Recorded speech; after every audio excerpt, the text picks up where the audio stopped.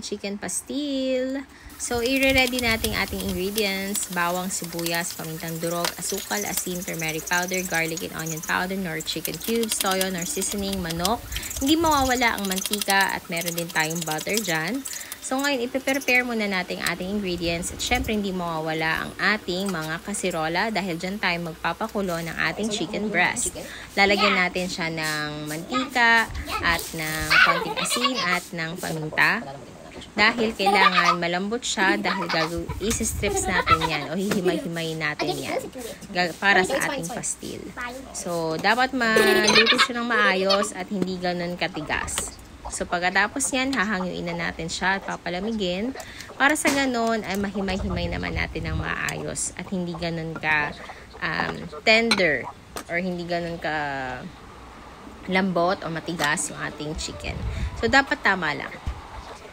Ayan. So, yan, diba? Ang ganda tignan. So, yun. Malambot na siya. Set aside lang natin siya. So, sa isang kawali or kasirola ulit, gagawa naman tayo ng ating chicken pastil. So, meron tayong butter.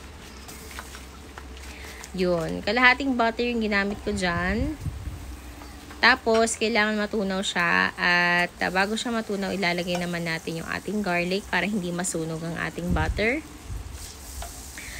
At sa ganun, at hindi naman siya ganun magiging mapait. Ayan. So, dapat pala maraming butter at maraming onion ang gagawin natin dito.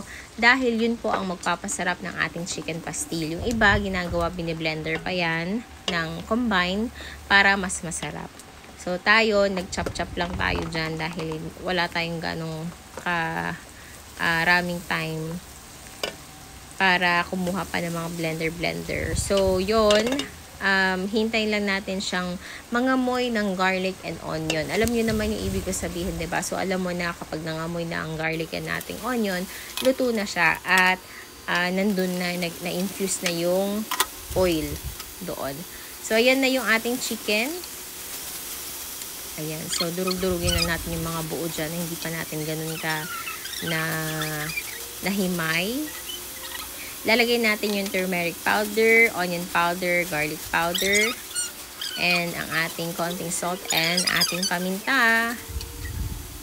Dahil kids ang kakain nito, ang ginawa ko ay yung paminta is yung durog, hindi yung buo.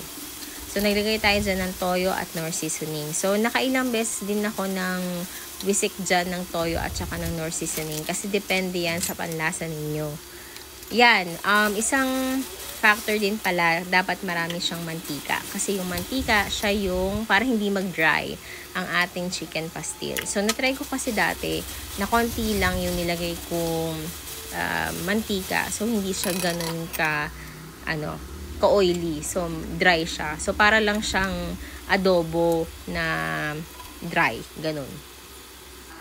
So, yan. So, hintayin lang natin siya mag-brown. Yung consistency at saka yung brown, di pa natin dyan na-achieve. Kaya, medyo natagalan pa tayo dyan. So, ito ang aking chicken pastil. Dapat hindi siya dry. Gumawa din ako ng turmeric rice. At ito na siya. Ready na for the party, kids!